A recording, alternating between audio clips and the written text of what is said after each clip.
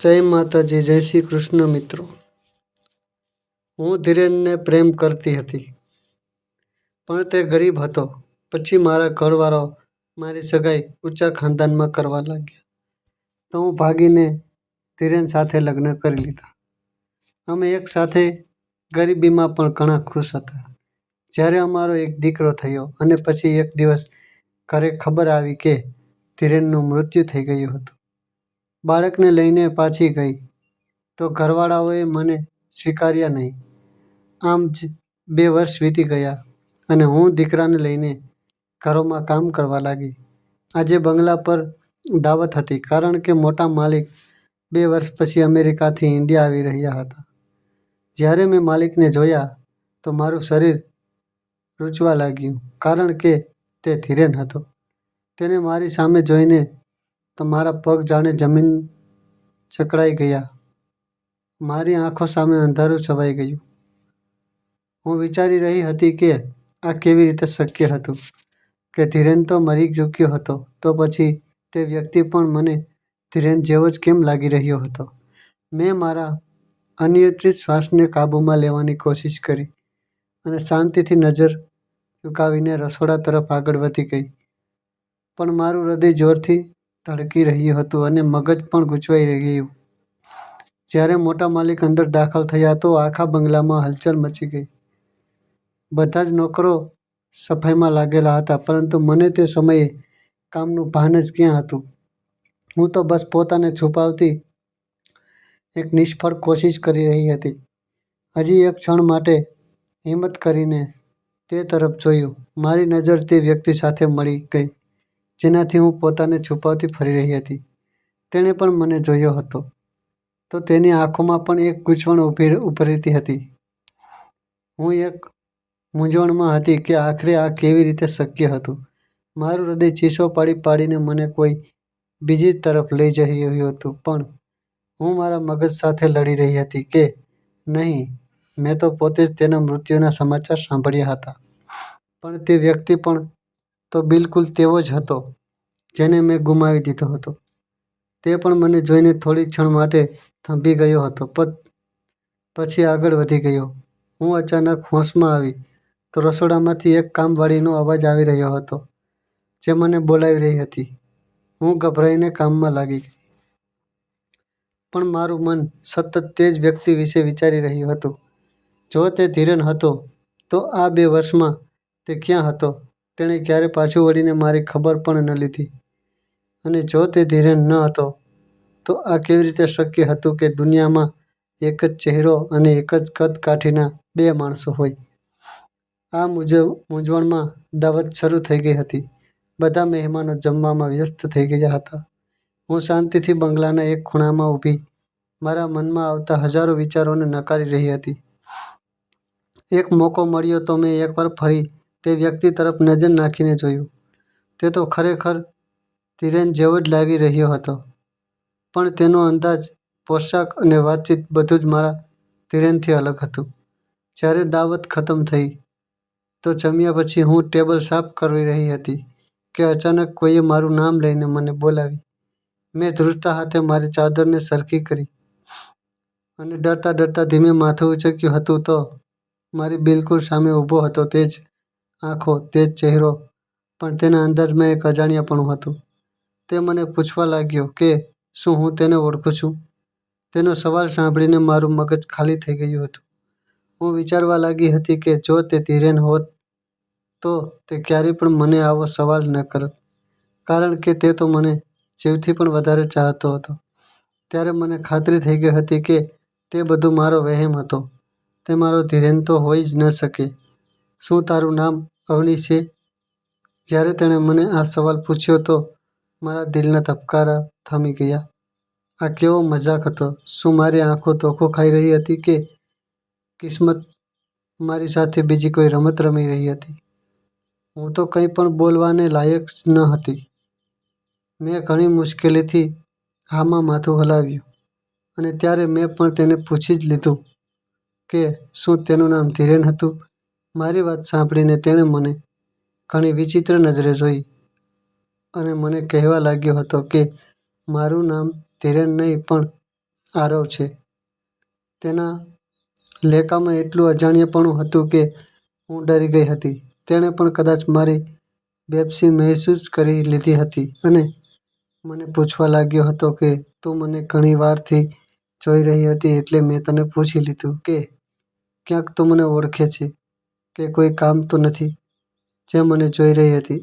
મેં મારી જાત પર કાબૂ મેળવ્યો અને માથું હલાવી દીધું અને તેની માફી માંગીને હું ત્યાંથી ભાગી આવી હતી.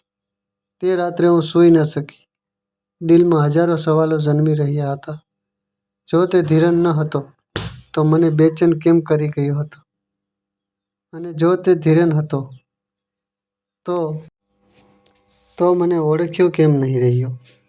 બીજા દિવસે જ્યારે હું કામે ગઈ તો મેં માલિકોના બીજા નોકરોને આરવ વિશે પૂછ્યું હતું કારણ કે મને હજી પછી સુધી ખાતરી ન હતી થઈ કે મને ખબર પડી હતી કે તે ખરેખર અમેરિકામાં રહેતો કે અને 2 વર્ષ પછી ઇન્ડિયા આવ્યો હતો અને તેનું તો દૂર દૂર સુધી કોઈ સગું પણ ધીરે નામના હતું. મેં મારી જાતને એકવાર ફરીથી ખાતરી આપી હતી કે આ માત્ર એક સંયોગ જ હતો, પણ તેમ છતાં દિલ માનતું ન હતું. મારે સાચું જાણવું હતું કે આખરે તે વ્યક્તિ જોઈને મને મારો ધીરેન કેમ યાદ આવ્યો.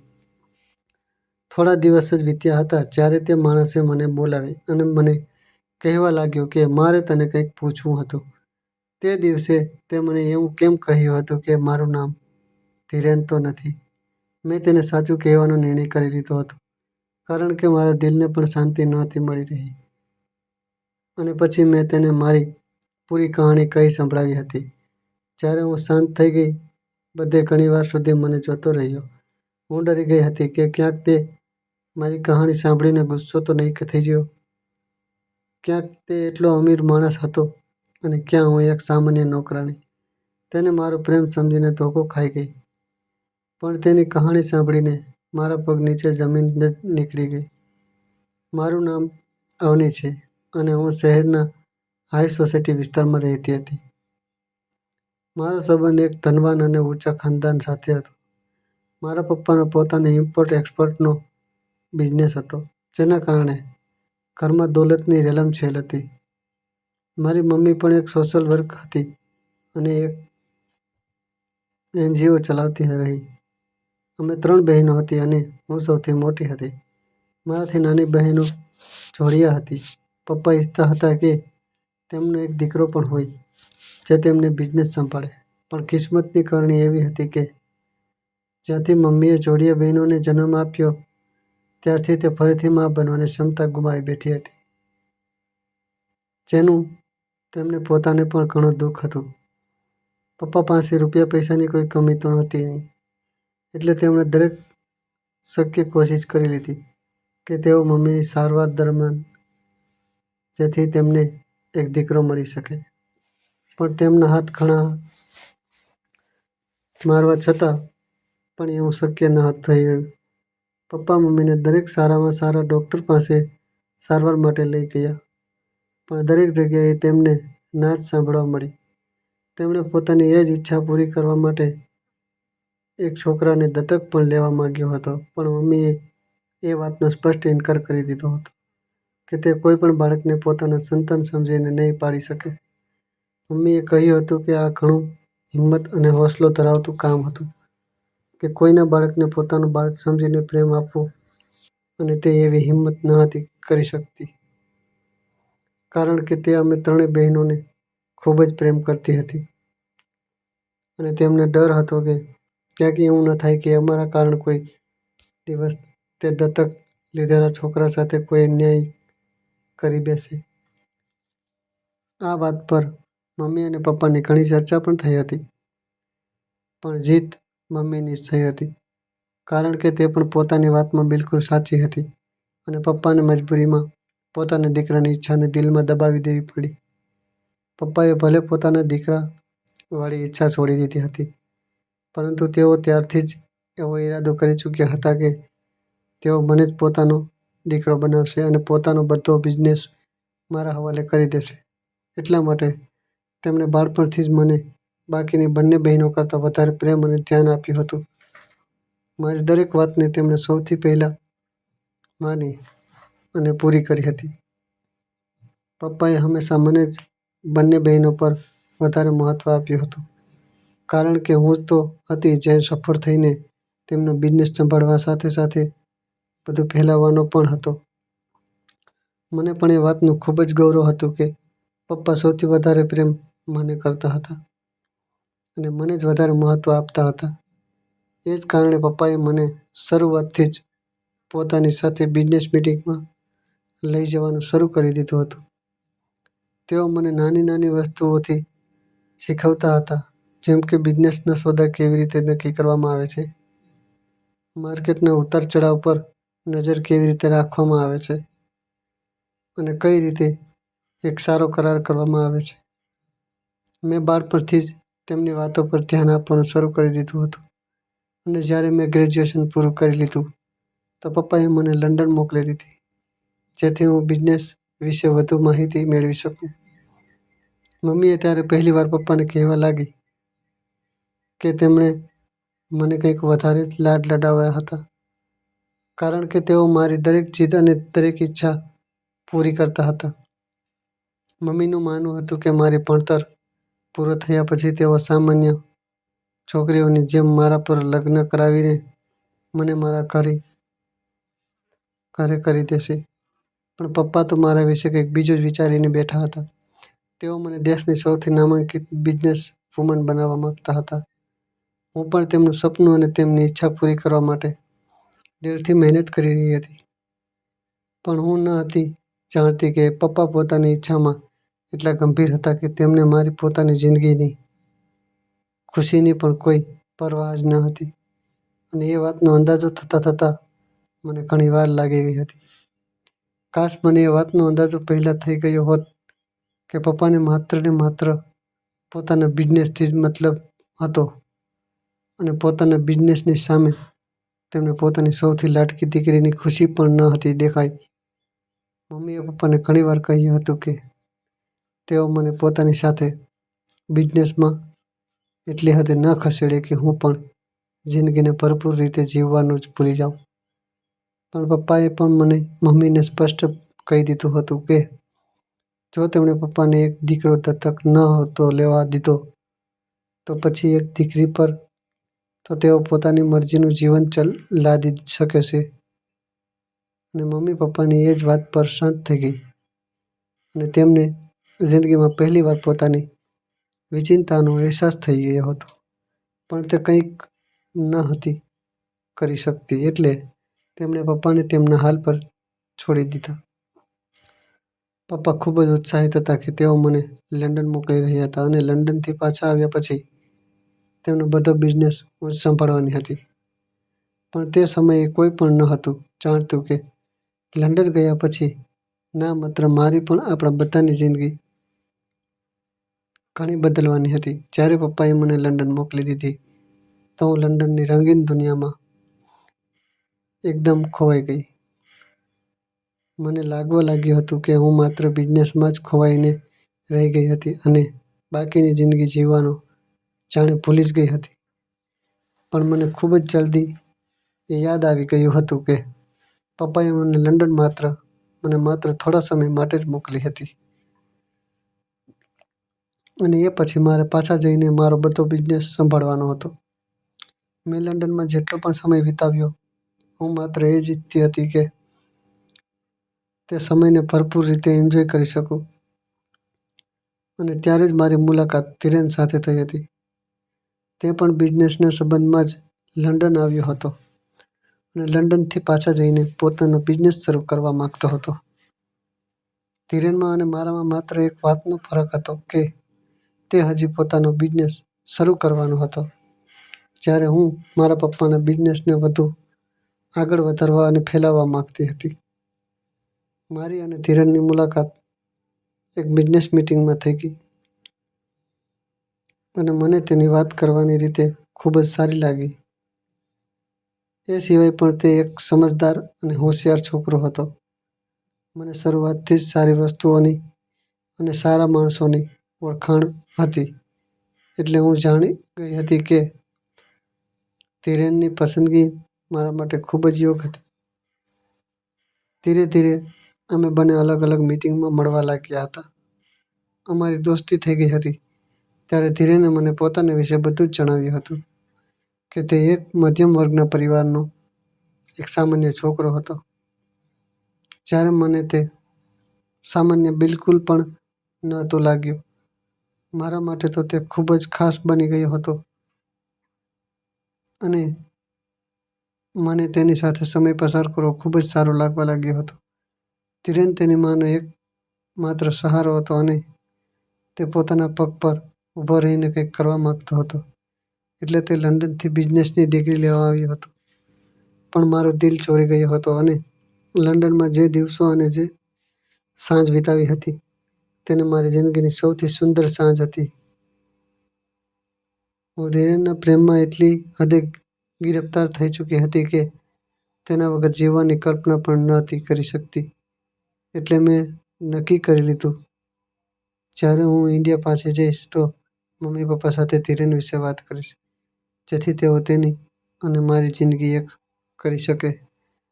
અને પૂરો વિશ્વાસ હતો કે પપ્પાને ધીરેન ખૂબ જ ગમશે, કારણ કે તે એક ખૂબ જ ટેલેન્ટેડ છોકરો હતો અને હું જાણતી હતી કે તે ખૂબ જ જલ્દી એક સફળ બિઝનેસમેન પણ બની શકતો હતો. અને આ બધું જોતાં પપ્પાને અમારા સંબંધ પર કોઈ વાંધો ન હોવો જોઈએ, પણ હું પપ્પા વિશે ખોટી હતી. અને એ વાતનો અંદાજો મને ત્યારે થયો હતો જ્યારે મેં પપ્પા સાથે ધીરેન વિશે વાત કરી હતી.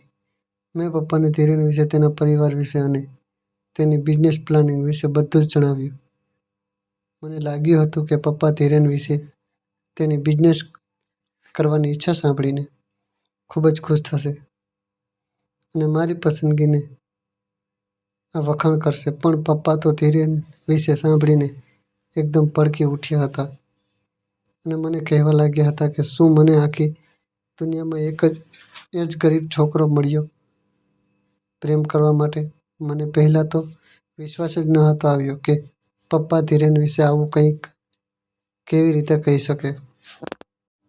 પણ જ્યારે મને ખ્યાલ આવી ગયો કે તેમની સામે સૌથી મોટો ફરક તો એ હતો કે ધીરેનનું બેકગ્રાઉન્ડ તેમના બેકગ્રાઉન્ડ સાથે મેચ ખાતું ન હતું.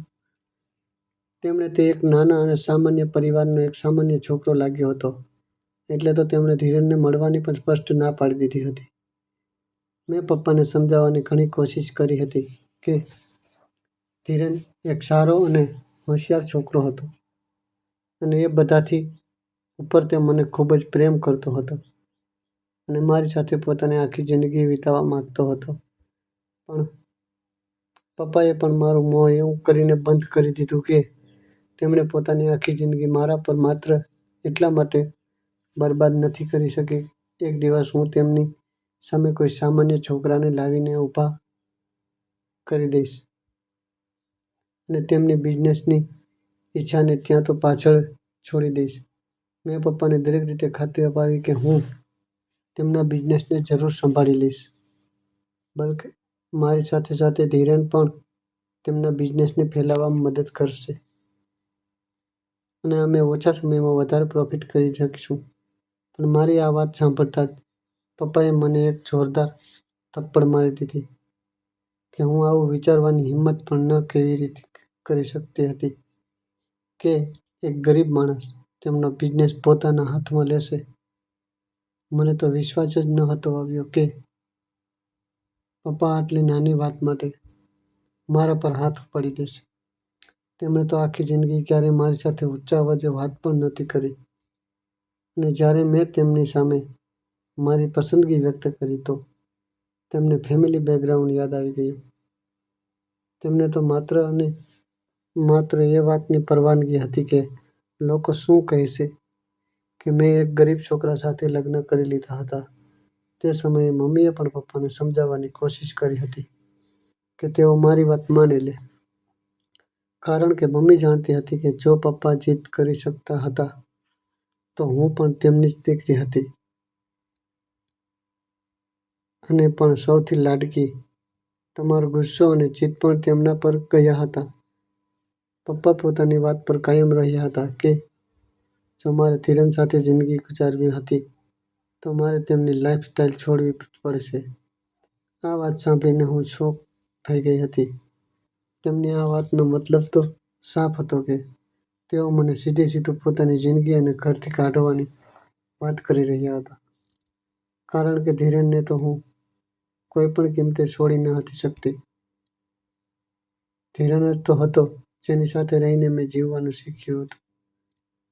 તે જ તો હતો જેણે મને જણાવ્યું હતું કે જિંદગીમાં સફેદ પાનાઓ સિવાય પણ ઘણા રંગો હોય છે, જેને આપણે આપણી મરજીથી જ્યાં ચાહીએ ત્યાં ભરી શકીએ છીએ. જો તે મારી જિંદગીમાં ન આવ્યો હોત તો મારી જિંદગી તો બિઝનેસની બ્લેક એન્ડ વ્હાઇટ ફાઇલમાં જ પુરવાર થઈ જાત. મારા માટે તે ખૂબ જ મુશ્કેલ ક્ષણ હતી.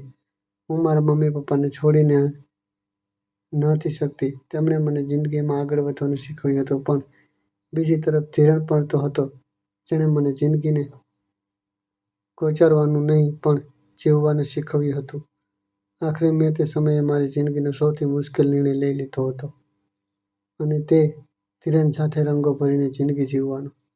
પપ્પાએ મને ઘણી ધમકી આપી હતી કે ધીરેન મને જિંદગીને એ બધી આરામદાયક વસ્તુઓ નહીં આપી શકે જે પપ્પા મને આપતા આવ્યા હતા. પણ મને એ આરામદાયક વસ્તુઓથી કોઈ પરવાહ જ નહોતી, જેમાં જિંદગીનો કોઈ મજા જ ન હતો. પપ્પાના ઘરમાં ભલે મને દરેક આરામ અને દરેક સગવડ મળી હતી, પણ જે મને ધીરેન સાથે લંડન રહીને જિંદગી જીવવાનો અનુભવ થયો હતો તે એ આરામદાયક વસ્તુઓથી ક્યાંય સારું હતું. મમ્મીએ પણ મને રોકવાની અને પપ્પાને મનાવવાની ઘણી કોશિશ કરી હતી, પણ પપ્પાને તે સમયે માત્ર અને માત્ર લોકોની પરવા હતી કે લોકો તેમને જાત જાતની વાતો સંભળાવશે કે તેમની દીકરીએ કઈ રીતે એક ગરીબ ઘરના છોકરાને આટલા મોટા અને અમીર પરિવારનો જમાઈ બનાવી દીધો હતો. પપ્પાએ મને મારી બહેનોના હવાલેથી પણ ડરાવવાની કોશિશ કરી હતી કે જો હું બળવો કરીશ તો મારી નાની બહેનો પર તેની શું અસર થશે. તે પણ કાલે કોઈ પણ ગમે તે લાવીને ઘરમાં બેસાડી દેશે. પણ હું જાણતી હતી કે તે બંનેમાં મારી જેટલી હિંમત અને તાકાત ન હતી. તે તો પપ્પાની મરજી વગર પોતાની જિંદગીનો કોઈ નિર્ણય ન લઈ શકતી. તે તો માત્ર હું જ હતી જેનો શોખ અને જેની પસંદગી સૌથી વધારે નિરાળી હતી. ધીરેનને પણ મને સમજાવવાની કોશિશ કરી હતી કે હું તેના માટે મારા મમ્મી પપ્પાને ના અને તેમની પસંદગી પ્રમાણે જ્યાં તેઓ કહે ત્યાં લગ્ન કરી લઉં. પણ હું ધીરેનને વગર જીવી નહોતી શકતી. હું તો તેને ખૂબ જ પ્રેમ કરતી હતી, એટલે મેં ધીરેન માટે મારા મમ્મી પપ્પાનું એક ઘર છોડી દીધું હતું, જેમાં મેં મારી આખી જિંદગી પપ્પાની ઈચ્છા પૂરી કરવા માટે વિતાવી દીધી હતી. પપ્પાનું એ મોટું ઘર છોડતી વખતે મને દુઃખ જરૂર થયું હતું, પણ મારા દિલમાં ક્યાંક ને ક્યાંક એ આશા બાકી હતી કે એકના એક દિવસ જ્યારે ધીરેન સફળ બિઝનેસમેન બની જશે તો પપ્પા મને જરૂર માફ કરી દેશે અને મારી સાથે સાથે ધીરેનને પણ હું ફરીથી મારા એ ઘરમાં ધીરેન સાથે પાછી આવી જઈશ. પણ આ મારી ખૂબ જ મોટી ગેરસમજ હતી.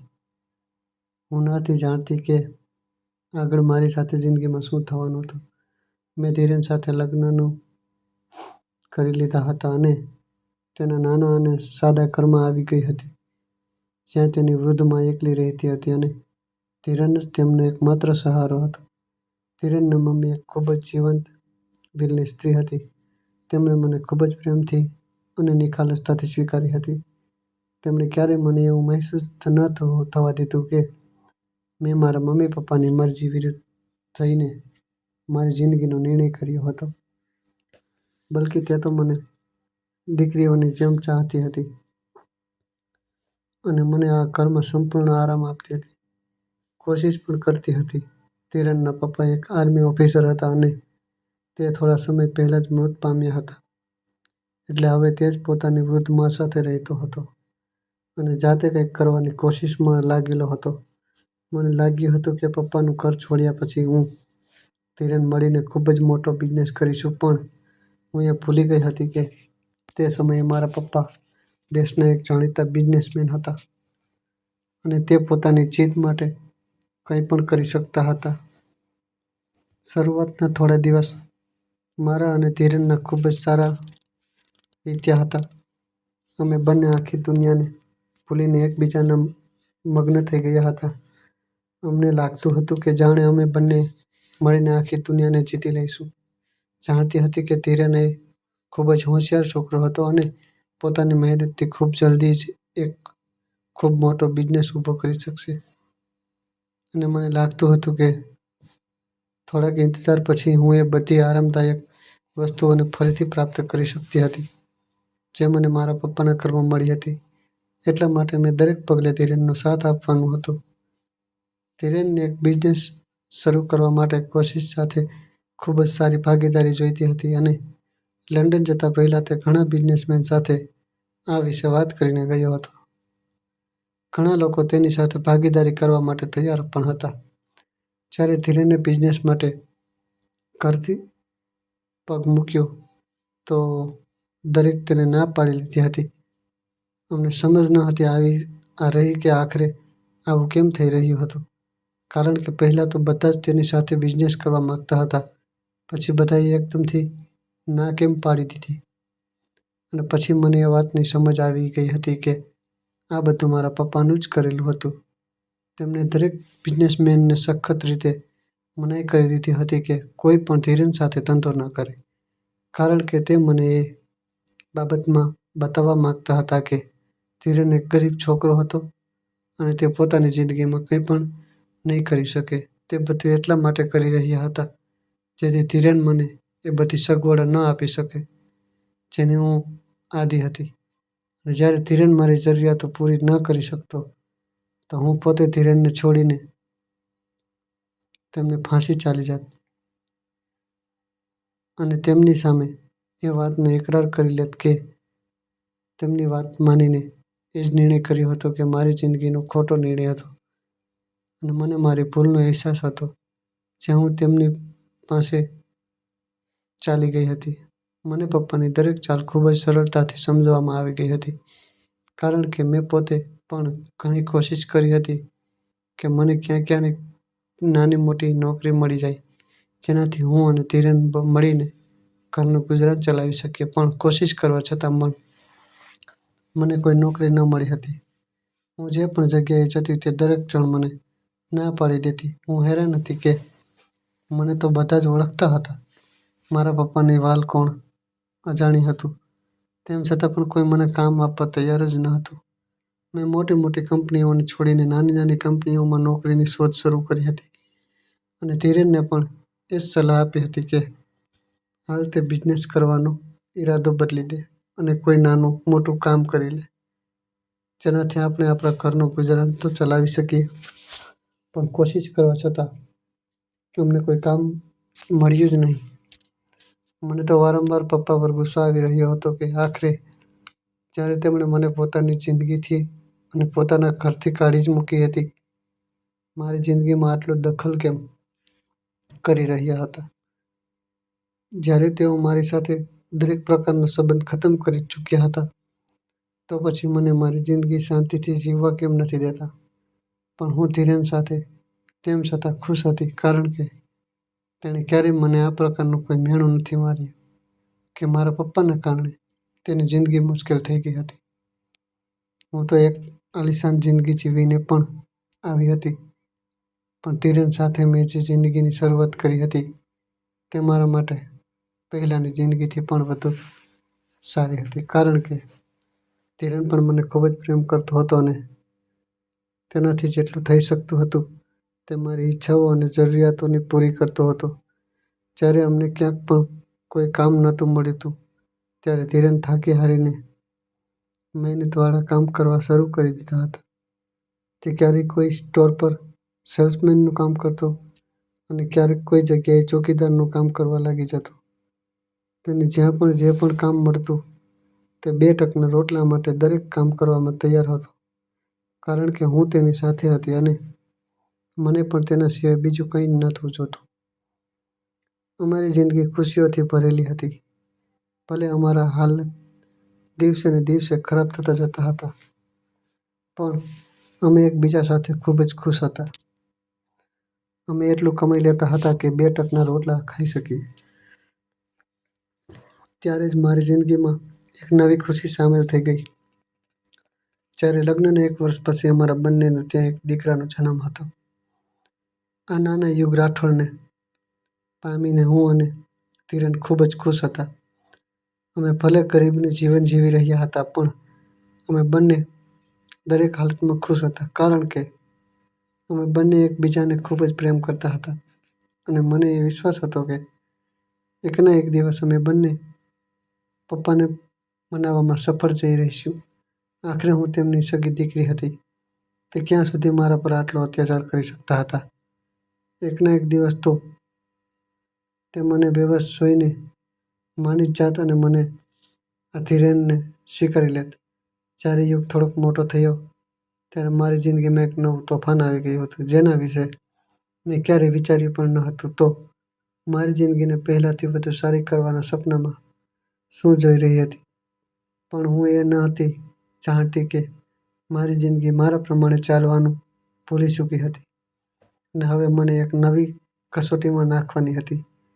તે દિવસે હું રસોડામાં ખાવાનું બનાવવામાં વ્યસ્ત હતી, જ્યારે મને ખબર મળી કે ધીરેનનો એક ખૂબ જ ખરાબ અકસ્માત થયો હતો અને મોહલ્લાના કેટલાક લોકોએ આવીને મને જણાવ્યું હતું કે ધીરેનને ગંભીર રીતે ઘાયલ હાલતમાં એક હોસ્પિટલ લઈ જવામાં આવ્યો, જ્યાં તેની જિંદગી જોખમમાં હતી. અને ખબર સાંભળીને તો મને કોઈ હોશ જ ન રહ્યો હતો. મેં નાના યુગને ઉચક્યો અને ધીરેનની મમ્મીને હિંમત આપતા હોસ્પિટલ તરફ ચાલી પડી હતી. મારા દરેક પગલાં ભારે થઈ ગયા હતા. મને એવું લાગી રહ્યું હતું જાણે મારી આખી જિંદગી મારી હથેળીમાંથી કોઈ ખેંચીને લઈ જઈ રહ્યું હતું. જ્યારે હું હોસ્પિટલ પહોંચી ત્યારે ખરાબ સમાચાર મારી રાહ જોઈ રહ્યા હતા. મને જણાવી દેવામાં આવ્યું હતું કે હિરેન મને એક નાના બાળક સાથે એકલી છોડીને ચાલ્યો ગયો હતો. તે હવે જીવતો ન હતો, કારણ કે તેની ઈજાઓ ખૂબ જ ગંભીર હતી અને તેનું બચવું અશક્ય હતું. આ ખબર સામર્થ્ય મળતા જ તેમની મમ્મી પણ હાર્ટ એટેક આવ્યું હતું. જ્યારે મારાથી જ ધીરેનના મોતનો આઘાત સહન નહોતો થઈ શકતો, તો તે તો પછી તેમની મા હતી, જેને એકમાત્ર દીકરો હતો અને તેમની આખી જિંદગીની કમાણી હતો. તે વાલા આટલી મોટી ખબરને કેવી રીતે સહન કરી શકતી હતી? એટલે ધીરેનની સાથે સાથે તે પણ તે જ ક્ષણે દુનિયાથી વિદાય લઈ લીધી હતી. મારા તો હાથ પગ શૂન્ય થઈ ગયા હતા. મેં તો ધીરેનને જોયો પણ નહોતો અને તેની મમ્મીને દુનિયા છોડીને જતા જોઈને મારું દિલ થયું કે હું પણ પોતાને ખતમ કરી દઉં. પણ મારે નાના યુગ માટે જીવવું હતું. એક દેશ તો હતો જે મારી પાસે ધીરેનની નિશાની તરીકે રહી ગયો હતો. મેં ઘણી હિંમત કરી હતી અને ધીરેનના એ જ દોસ્ત સાથે ઘરે પાછી આવી ગઈ હતી, જેણે મને અકસ્માતની ખબર આપી હતી. પણ ખાલી ઘરને જોતા હું ચક્કર ખાઈને પડી ગઈ હતી અને 4 દિવસ બેહોશ રહ્યા પછી જ્યારે મને હોશ આવ્યો તો ધીરેન અને તેમની મમ્મીની અંતિમ વિધિ થઈ જ ચૂકી હતી. હું ખૂબ જ ચીસો પાડી પાડીને રડી રહી હતી, કારણ કે હું એ બંનેને છેલ્લી વાર જોઈ પણ ન શકતી હતી. મારી આખી દુનિયા એક જ ઝાટકામાં જાણે અંધકારમય બની ગઈ હતી અને હું જે મારા પપ્પાનું ઘર છોડી વખતે ખૂબ જ મજબૂર હતી, એકદમ સ્થિર તૂટીને વિખરાઈ ગઈ હતી. ત્યારે મારી પાસે એ સિવાય કોઈ બીજો રસ્તો નહોતો કે હું પપ્પાના ઘરે પાછી ચાલી જાઉં, કારણ કે હું એકલી યુગને ન હતી સંભાળી શકતી. કોઈ મને સંભાળનાર હોત તો હું યુગને સંભાળી શકત. પણ પપ્પાના ઘરે પહોંચીને તેમણે મારી સામે એક નવી કસોટી મૂકી દીધી હતી કે જો હું ધીરેનના બાળકને છોડી દઈશ તો તેઓ મને અપનાવી લેશે. હું ભલા તેમની વાત કેવી રીતે માની શકતી હતી? ધીરેન તો મારી જિંદગી હતો અને યુગ મારી જાન વસતી હતી. પોતાની જિંદગીથી થતો હું હાથ ધોઈ બેઠી જ હતી, તો પોતાની જાનને પોતાના હાથ કેવી રીતે ગુમાવી શકું? મને લાગ્યું હતું કે પપ્પા મારી હાલત જોઈને મારા પર દયા કરશે, પણ તેમણે તો મને ઘરના દરવાજાથી જ નિરાશ કરીને પાછી મોકલી દીધી હતી અને હું મારી નાની જાનને મારી સાથે લઈને પાછી એ જ દરવાજે આવી ગઈ જ્યાં મેં ધીરેનને સાથે મળીને સુંદર જિંદગીના સપના જોયા હતા. પણ તેની પાયો મજબૂત થાય એ પહેલાં જ તે મને એકલી છોડી ગયો હતો. હું એ ખાલી ઘરમાં ઊભી વિચારતી રહી કે હવે શું કરું, કારણ કે ધીરેન જ હતો જે 2 ટકના રોટલા માટે મહેનત મજૂરી કરતો હતો. વાત એ ન હતી કે હું મહેનત મજૂરી ન કરી શકતી હતી. કરી તો હું પણ શકતી, પણ પછી યુગને કોણ જોતું, તેને કોણ સંભાળતું, હું તેને કોની સાથે છોડતી, કોના હવાલે કરીને મહેનત કરતી. મારી પાસે કોઈ એવો રસ્તો જ નહોતો જેનાથી હું યુગનું ભવિષ્ય સુરક્ષિત કરી શકું. મને તે સમય લાગ્યું હતું એક ક્રૂર માં બની રહી હતી જે પોતાના બાળકને બોજ સમજવા લાગી હતી કારણ કે હું મજબૂર થઈ ગઈ હતી. પણ એ પહેલાં હું કોઈ ખોટો નિર્ણય લઈ લઉં. મને ધીરેન એ જ દોસ્તે એક મોટી સોસાયટી વિશે જણાવ્યું હતું કે હું ત્યાં ચાલી જાઉં તો કદાચ મને એવું કોઈ કામ મળી જાય જેનાથી મારે અને યુગનું ગુજરાન થઈ જાય. મેં યુગને મારી ગોદમાં ઉંચક્યો અને એ સોસાયટી તરફ ચાલી પડી હતી કારણ કે મારે યુગ માટે જીવવું હતું. એ માસૂમ નહોતો, આ બધામાં કોઈ વાંક ન હતો. જે કંઈ પણ થયું હતું એ ખૂબ જ મોટી સોસાયટી હતી જ્યાં મોટા ઘરો બનેલા હતા અને એ ઘરનો જોઈને મારી આંખોમાં આંસુથી ભરાઈ ગઈ હતી કારણ કે મારું પણ એક આવું જ ઘર હતું. પણ મેં મારા આંસુ લૂછી લીધા હતા કારણ કે હવે મને એ મોટા ઘરોની ઈચ્છા ન હતી. તે તો ઘણા સમય પહેલાં જ ખતમ થઈ ચૂકી હતી. ઘણી મુશ્કેલીથી મને એ સોસાયટીના કેટલાક બંગલાઓમાં કામવાળીનું કામ મળી ગયું હતું. મારું હૃદય તૂટી ગયું હતું. મારી પાસે આટલી મોટી મોટી ડિગ્રીઓ હતી. હું એક અમીર બિઝનેસમેનની દીકરી હતી, પણ તેમ છતાં 2 ટકના રોટલા માટે મારે એ જ બંગલા ઉપર કામવાળી બનવાનું પડ્યું હતું. અને આ બધું માત્ર અને માત્ર મારા પપ્પાના કારણે થયું હતું. પણ મેં મારા દીકરા માટે એક બધું પણ સ્વીકારી લીધું હતું જેના વિશે મેં ક્યારેય વિચાર્યું પણ ન હતું. મને આ સોસાયટીમાં કામ કરવાનો આ ફાયદો પણ થયો હતો કે એ જ સોસાયટીમાં નોકરો માટે કેટલાક રૂમ બનેલા હતા અને જે નોકર દૂરથી આવતા હતા તે ત્યાં જ રહેતા હતા. ત્યારે મેં ધીરેનના ઘરને હંમેશા માટે બંધ કરી દીધું હતું અને યુગને લઈને ત્યાં જ એક રૂમના નાના ક્વાર્ટરમાં રહેવા લાગી હતી. મારા માટે તો આ કોઈ મતથી ઓછું ન હતું કારણ કે ઘણા સમય પછી બેકત યુગને મારા માટે 2 ટકના રોટલાનો પ્રબંધ કરી દેવાયો હતો અને સાથે જ મને રહેવા માટે એક સુરક્ષિત સ્થળ પણ મળી ગયું હતું. મને એ જ ક્વાર્ટર રૂમમાં રહેતા 1 પછી 2 વર્ષ વીતી ગયા હતા અને હું યુગ સાથે ખુશી ખુશી જિંદગી ગુજારવા લાગી હતી. હું ધીરેન વગર રહેવાનું શીખી રહી હતી. પણ એક રોજ મારી આંખો સામે મારો આખો ભૂતકાળ એકવાર ફરીથી તાજો થઈ ગયો હતો. તે જ રોજ એક બંગલા પર દાવત હતી કારણ કે એ બંગલાનો માલિક પાછો આવી રહ્યો હતો અને સોસાયટીના મોટા ભાગના નોકરો ત્યાં જ ભેગા થઈ ગયા હતા. મેં પણ યુગને બાકીના બાળકો સાથે રમતો છોડીને મારા કામમાં લાગી ગઈ હતી. મને આ સોસાયટીમાં 2 વર્ષ વીતી ગયા હતા એટલે આસપાસના બધા નોકરો સાથે મારી ઓળખાણ થઈ ગઈ હતી અને હું યુગને બાકીના બાળકો સાથે રમવા માટે મોકલી દેતી હતી. આખા બંગલામાં એક અલગ જ ચહલ-પહલ હતી કારણ કે આવનાર માલિક સ્વાગતની તૈયારીઓ જોરશોરથી ચાલી રહી હતી. પણ જ્યારે મેં આવનાર માલિકને જોયો તો મારા હોશ ઉડી ગયા હતા.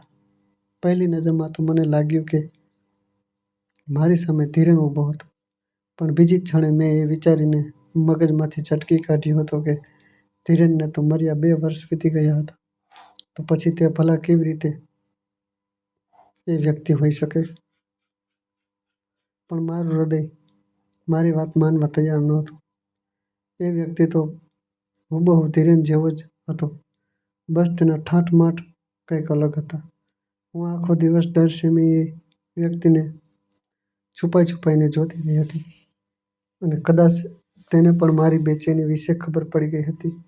ત્યારે જ તે બાકીના નોકરોથી મારા વિશે પૂછતો મારી પાસે આવી ગયો હતો અને મને પૂછવા લાગ્યો હતો કે શું મારું નામ અગ્નિ હતું. તે લોહો પણ બિલકુલ ધીરેન જેવો હતો, પણ તે મારો ધીરેન કેવી રીતે હોઈ શકે?